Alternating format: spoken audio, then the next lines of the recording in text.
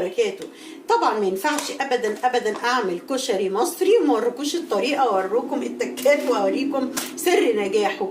الكشري المصري يا جماعه من اجمل الاكلات اللي انا بعملها، عشان كده قلت لازم اعرفكم انا بعملها ازاي ونجرب مع بعض ان شاء الله. المقادير كلها قدامكم اهي. طبعا بنحتاج نوعين مكرونه، مكرونه اسباجيتي ومكرونه اللي هي صغنطوطه خالص اصغر حجم ده. وبنحتاج صلصه، انا الصلصه دي عندي في الفريزر بعملها، لو ما عندكيش عادي اضربي طماطم في الخلاط. طبعا اساسي الكمون، اساسي الشطه، الثوم، العدس اللي بجبه. معرفش في الدول العربيه اللي متابعنا من الجزائر ومن المغرب ومن ليبيا يقولوا لنا ده عندكم اسمه ايه؟ احنا عندنا اسمه عدس بجبه اللي هو العدس اللي لونه بني ده. وطبعا حمص شام، لو ما فيش حمص شام خلاص.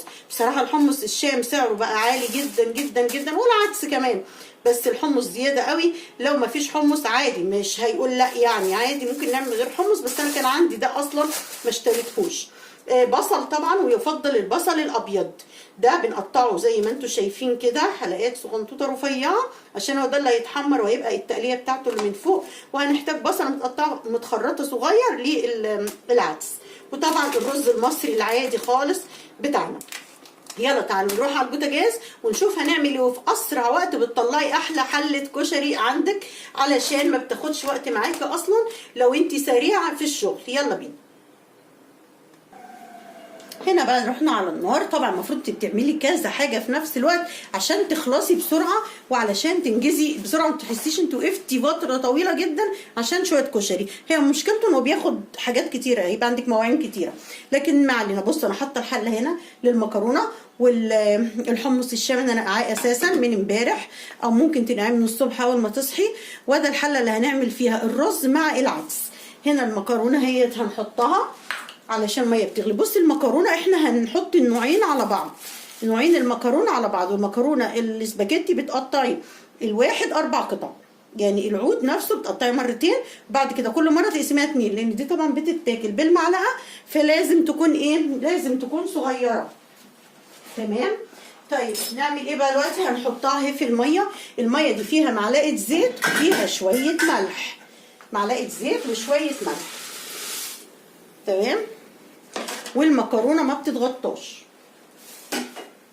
اي مكرونه وانتوا بتسلقيها ما تغطيهاش وتستوي على نار عاليه.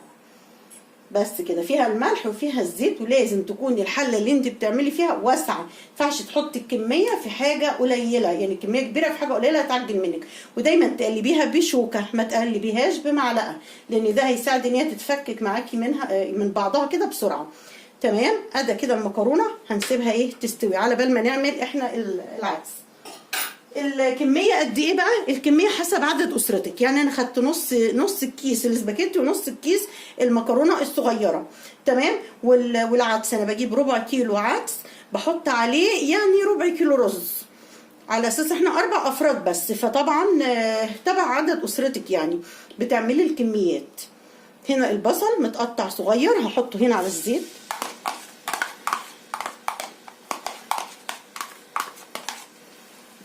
وهقلبه شويه، نعلي النار حبه.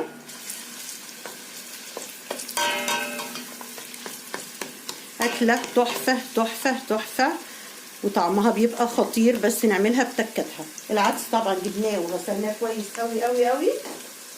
العدس بالذات ده بيحب ننقيه ونغسله كويس اهو، حتى شكله نور كده وبقى جميل لما اتغسل.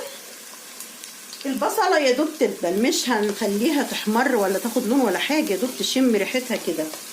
بتكتري شويه دهون، لان ده زيت طبعا، الكشري كله بيتعمل بزيت.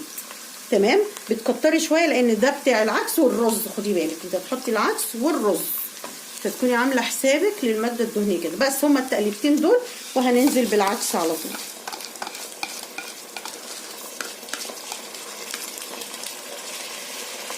ونقلب، نسيبه يتشوح كده شويه. وطبعا هنديله شويه الكمون.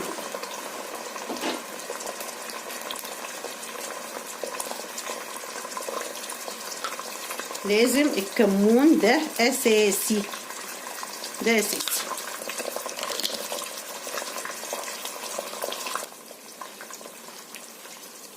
هنقلب بعد ما حطينا الكمون. ونسيبه يتشوح شويه. دي خطوه اساسيه جدا جدا جدا. وانتي بتشوحي كده بتكوني حاطه ميه في الكتل تغلي علشان تحطي عليه الميه السخنه على طول. مكرونه طبعا ما ننساش دايما ايه نقلبها كل شويه عشان ما تلزقش في بعضها.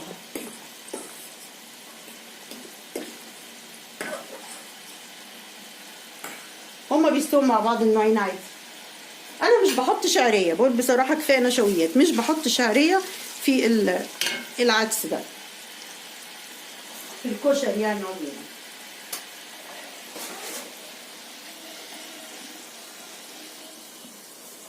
هننزل كده بالميه.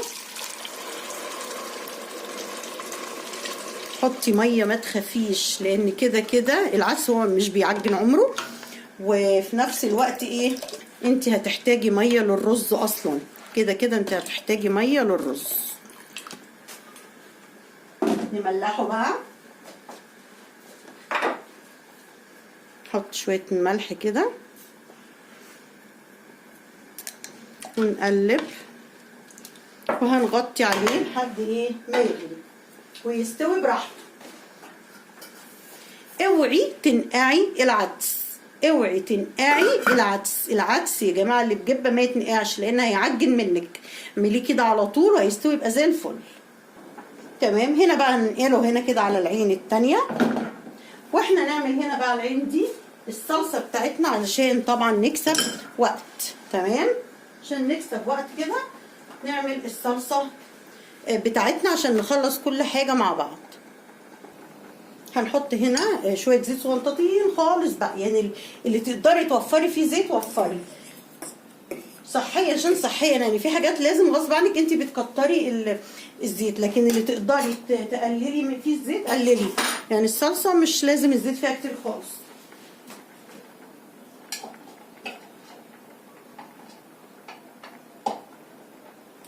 ننزل كده بمعلقه الثوم.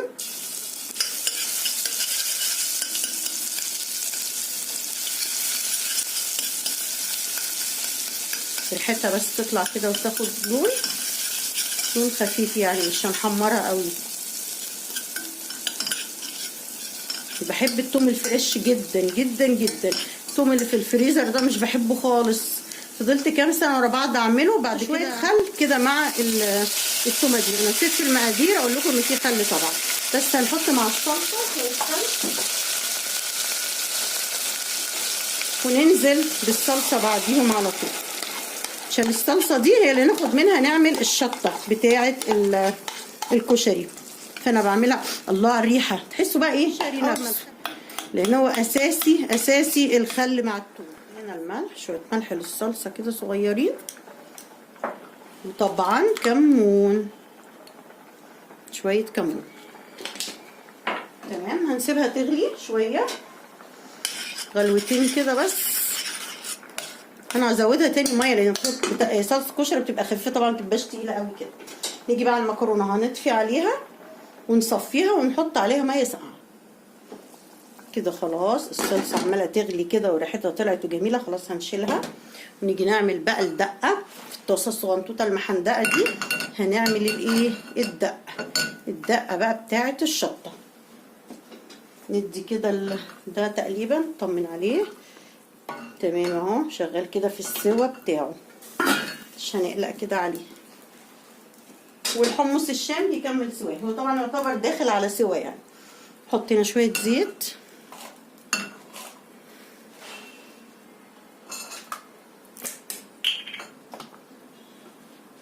بصوا حبه صغنطاطين خالص خالص خالص يعني.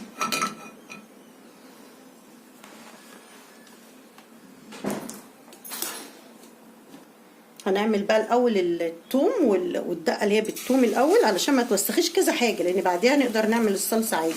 بصي كتري الثوم شويه لان هي دي الاساسي بتاعها الثوم طبعا. بصي الثوم كده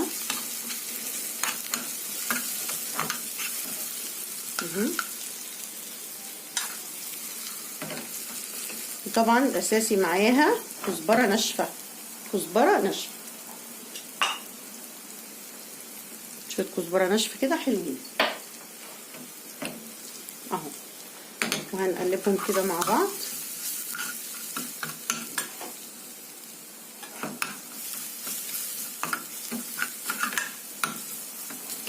ونحط الخل عليهم.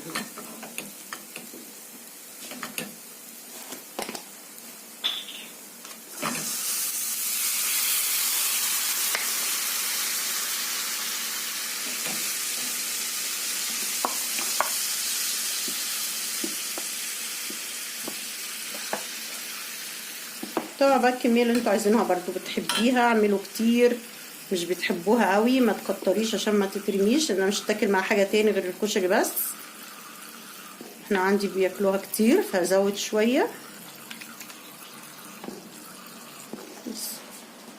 لو انت الخل اللي جايباه تقيل قوي ممكن تزود شويه ميه. في ناس بتجيب خل بيبقى الانواع الغاليه قوي دي بتبقى تقيله جدا جدا، انا بجيب الوسط يعني.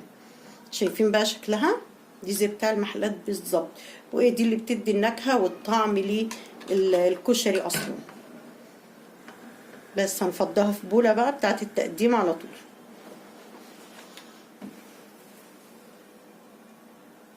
كده خلاص فضيناها في بوله التقديم في نفس الطاسه من غير ما تغسليها ولا اي حاجه. هتيجي على الصلصه كده تاخدي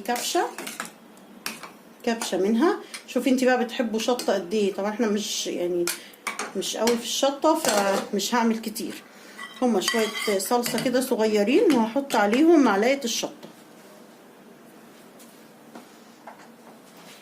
اللي بيعشق بقى الشطه الجامده قوي قوي وحريف شطه بنعمل الشطه اللي هي بالزيت دي، ان انت بتقلبي الشطه نفسها في الزيت الاول تقلبتين 3 في الزيت لحد لونها ما يغمق تماما، وبعد كده بتحطي عليها الصلصه. بس دي بتبقى صعبه جدا وكمان بتعمل ريحه البيت قوي قوي وبتخلينا طول اليوم عمالين بنكح. يعني دلوقتي انا بكح من غير التانيه، ما بالكم التانيه بقى، التانيه بتبقى صعبه جدا جدا. بصوا الجمال، دي بقى بتبقى حراقه يعني. كده خلصنا من كل التكات، فاضل لنا بس ان احنا نحط العدس على الرز، اقصد المصري بتاعنا ده، على العدس ونحمر البصل. طبعا هنا بقى نحط اخر حاجه هنحمر البصل. بس في طريقه ناس بيعملوها لذيذه جدا بس انا ما جربتهاش ابدا، ان بيبداوا اول حاجه يبداوا بيها هي تحمير البصل علشان ياخدوا الزيت بتاعه يعملوا بيه كل الحاجات اللي احنا عملناها دي. فانا مره هجربها ان شاء الله، عشان الزيت ده طبعا بيبقى ممكن ايه متبقيش عارفه تستخدميه في ايه تاني يعني. فهنسيب الزيت يسخن وهنبدا نحط البصل. شوفوا سخن كده ولا لا؟ تمام. نحط بقى كله. بصوا يعني الكشري كله ما خدش نص ساعه، هي مشكلته بس في الحلل الكتير والمواعين الكتير. البصل الابيض ممتاز جدا للكشري لان هو بيطلع مقرمش لوحده من غير ما تحطي له اي حاجه. لو ما فيش بصل ابيض ممكن تجيبي البصل عادي وترش عليه رشه دقيق خفيفه خالص وتحمريها، هيقرمش معاكي جدا. كده خلاص كله تمام تقريبا. استنى بقى لما البصل يتحمر ونحط الرز للعدس ونغرف طبقنا الجميل. البصل خلاص طلعته من الزيت مقرمش بقى جدا جدا، وطبعا طبيعي البصل الابيض بيبقى مسكر فطعمه بيبقى حلو جدا جدا جدا. ده فظيع يا جماعه بقى، ده اساس الكشري واللي بيدي طعم للكشري. شوف بقى هنعمل ايه تاني. نجيب بقى الحله دي بتاع العدس هننقلها هنا عشان تبقى قريبه كده منكم تشوفوا. ماشي، تعالوا نبص كده عليه. بسم الله. هو خلاص كده باين قوي ان هو داخل على سوا، خلاص قرب يستوي. فقرب يستوي دي نعمل ايه بقى؟ نحط الرز، يعني داخل على السوا، فاضل له يعني دخل في السوا 3/4 سوا. هنحط بقى الرز. بس خدوا بالكم يعني هنا مثلا الميه انت بقى بتقدري كست بيت شاطره، هنا في شويه ميه صغيرين. انا الرز اللي هحطه الميه اللي انا احطها على قده، لان ده خلاص يعتبر البخار هيسويه.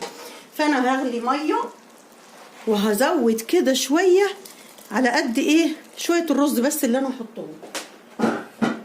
تمام اهو. اعلي كده عشان النار تساعد معايا بسرعه. اهو هحط الرز دلوقتي وهشوف هيحتاج تاني ولا لا، بس انا بالنظر كده يعني اعتقد عايز سنه كده بسيطه كمان.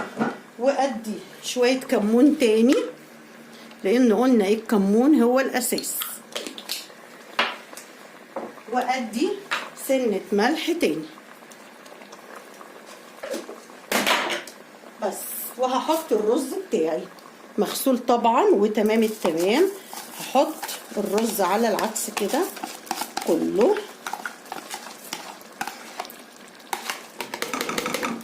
بس، ونقلب. قلب الرز. انا عايزه اوطي الموبايل شويه عشان تشوفوا كويس اهو. شايفين الميه اصلا الارتفاع عامل ازاي؟ ما يبقاش بقى مغطي جامد زي الرز العادي، لان طبعا ده اصلا فيه جواه عدس، فانت مش عايزه تغطي الكميه كلها ولا حاجه. بس هنغطي عليه بقى ونسيبه لحد ما يستوي. يعني اول ما يغلي جامد هنوطي النار لتحت ونسيبه لحد ما يستوي بقى ايه، سوا كامل. وكده يبقى الكشري بتاعنا خلص، والعدس كمان الحمص هو بيستوي هو كمان. الرز في المرحله الاخيره ما شاء الله. الله كده خلاص، كده خلاص استوى اهو. شايفين يا جماعه شكله تحفه، فلفل ازاي وجميل، لا لازق في بعضه ولا معجن ولا اي حاجه. كده خلاص هنبدا نغرف طبق الكشري عشان اوريكي تغرفي الطبق ازاي ويبقى شكله يفتح النفس ازاي. بصوا بقى، انا بحب اجيب الاطباق دي جدا اللي هي الستانلس دي، علشان هي دي اللي بتحسسك اصلا انك بتاكلي كشري. معظم المحلات بيعملوا في الاطباق الستانلس دي اصلا، فانا جايباها مخصوص علشان ناكل فيها الكشري. نبدا بقى كده. اول حاجه هنغرفها هي الرز طبعا، كل واحد على قد ما هياكل. هنا هنحط كده مثلا معلقتين رز تمام. وبعد كده بنغرف المكرونه دي اتقلبت طبعا زي ما قلت لكم في زيت وسنه كده كمون وفلفل اسود اهو.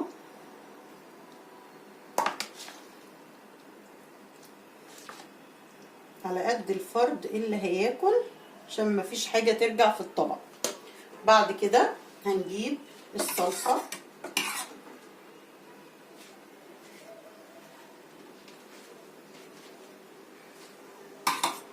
ممكن تحطي طبق صلصه للي عايز يزود.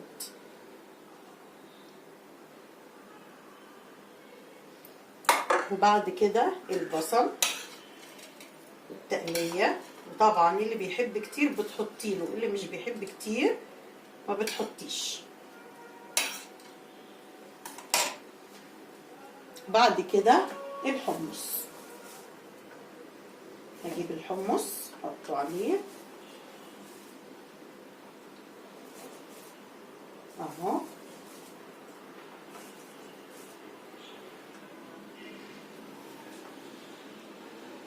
ايه رأيكم يا جماعة؟ اظن المنظر خطير خطير خطير اهو، في منتهى الجمال تمام. وطبعا الدقة والشطة دول بيتحطوا على الاكل على السفرة، علشان اللي بيحب بقى يزود، اللي يحب يقلل بيعمل اهي. والصلصة كمان هنزودها يعني على السفرة للي عايز يزود. وبألف هنا وشفا.